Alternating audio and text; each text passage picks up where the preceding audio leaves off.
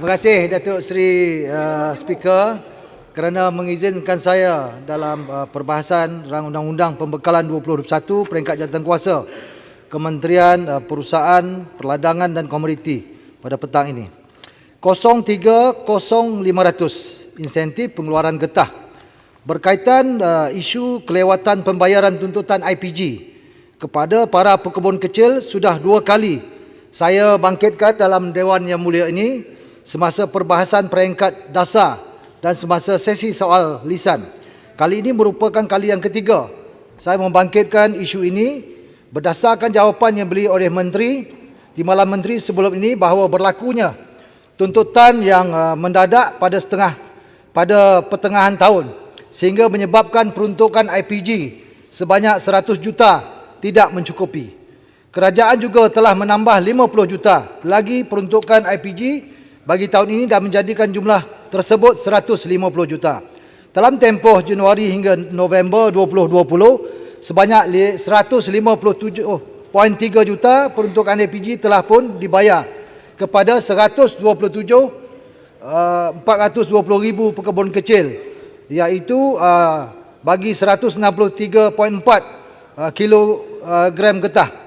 Dalam erti kata lain, peruntukan yang sedia ada perlu ditambah bagi memanfaatkan oleh pekebun kecil.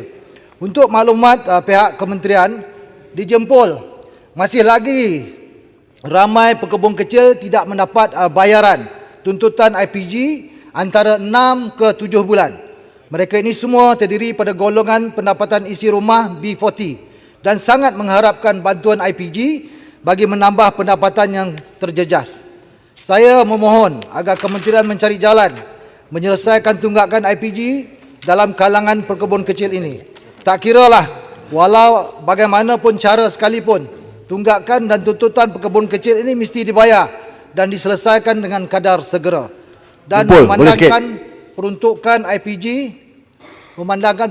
IPG pada tahun 2021 ditingkatkan sekali ganda, iaitu kepada 300 juta, maka besarlah harapan saya untuk tidak mendengar isu sebegini menyelubungi pekebun kecil. Minta maaf, sikit dia lagi. Pak, cukup masa kan saya bagi.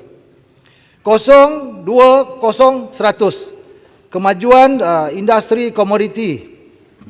Susulan pandemik COVID-19, sektor peladangan dan komoditi negara ini menghadapi masalah kekurangan tenaga kerja yang kritikal boleh menjejaskan kemajuan industri agrokomoditi. Keadaan ini menjadi lebih parah apabila warga tempatan memilih untuk menjauhi daripada industri peladangan sejak sekian lama kerana dianggap sebagai 3D, dirty, difficult dan dangerous. Pada masa ini, dasar semasa kerajaan telah menetapkan bahawa keutamaan pengajian hendaklah diberi kepada rakyat tempatan dan pengajian pekerja asing merupakan langkah sementara. Soalan saya, apakah kajian telah dibuat terlebih dahulu untuk kementerian sebelum ini membuat ketetapan sedemikian? Dan apakah usaha-usaha yang dibuat sedang dilakukan dan bakal dilaksanakan oleh kementerian untuk menarik minat warga tempatan agar menyertai sektor peladangan? Dan adakah terdapat sebarang inisiatif yang boleh menaik minat warga tempatan khususnya golongan muda untuk melibatkan diri dalam industri agrokomoditi? Serta sejauh manakah tahap sambutan dan adakah pencapaian matlamat ataupun sasaran pihak kementerian? Secara strukturnya, Malaysia bergantung kepada tenaga asing, terutama pekerja kemahiran rendah dan berkos rendah. Hal ini bukan saja dalam sektor pertanian saja tetapi dalam berbagai sektor lain. Berdasarkan ucapan Menteri semasa penggulungan peringkat dasar, pihak kementerian telah mengambil langkah drastik dengan mewujudkan jawatankuasa khas tenaga kerja serta fokus grup. Soalan saya, sejauh manakah sumbangan jawatankuasa dan fokus grup tersebut bagi menyelesaikan masalah kekurangan pekerja dan buruh asing di sektor peladangan setakat hari ini? Isu ini harus diteliti dengan mendalam dan terperinci, memandangkan gelombang COVID-19 yang ketiga masih belum menunjukkan tanda-tanda pemulihan. Pihak kementerian hendaklah proaktif supaya isu ini dapat diselesaikan. 030300 menangani kempen anti minyak sawit. Menerusi belanjawan kali ini, peruntukan bagi menangani kempen anti minyak sawit telah dikurangkan sebanyak 7 juta, iaitu kepada 20 juta berbanding 27 juta sebelum ini. Saya setuju dengan penyematan ini kerana sesi libat urus secara fizikal berkemungkinan besar dapat dilaksanakan ekoran wabak COVID yang melanda dunia. Walau bagaimanapun, pihak kementerian tidak boleh memandang ringan terhadap perkara ini dan hal ini kerana Kesatuan Eropah EU merupakan pasaran kedua terbesar minyak sawit negara selepas China. Soalan saya, apakah kajian yang dilakukan oleh pihak kementerian sekiranya jumlah ekspor minyak sawit ke pasaran EU merosot dengan teruk, dan apakah terdapat sebarang kontingensi yang difikirkan oleh kementerian sekiranya keadaan itu menjadi realiti? Pencelahan. Tak habis masa, sikit lagi. Ya, masa saya minta celah sikit. Okeylah, okey, celah. Okey, Arau. Ya. Tak, sekarang ini bukan ni, sekarang ini sebab saya nak cakap tajuk ni. Sekarang ni harga sawit meningkat.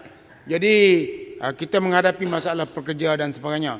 Tetapi semasa harga sawit meningkat ni, apakah yang berhormat nak tanya kerajaan? Ini walaupun tak termasuk bawah kementerian ni, tapi kita biar rakyat mengetahui kenapa tabung haji masih mahu menjual tabung haji TH Plantation, yang mana pembelinya kita dapati dibagi diskaun sebanyak 7.6% atau 13.9 juta.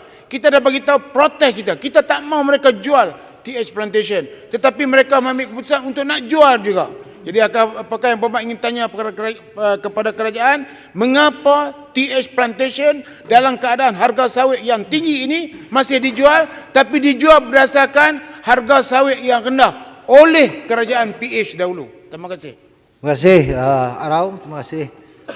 Segala pandangan dan juga perbahasan Arau tadi boleh masukkan daripada perbahasan jatuh kuasa yang saya ini. Kerana kita tahu bahawa sikit lagi, kerana kita tahu dalam keadaan sekarang harga sawit cukup tinggi, kerana kerajaan yang ada hari ini keyakinan rakyat, keyakinan negara luar membeli sawit. Yang dulu masa keadaan PH tak yakin, jadi harga merudum. Tahniah dan syabas. Terima kasih. Terima kasih.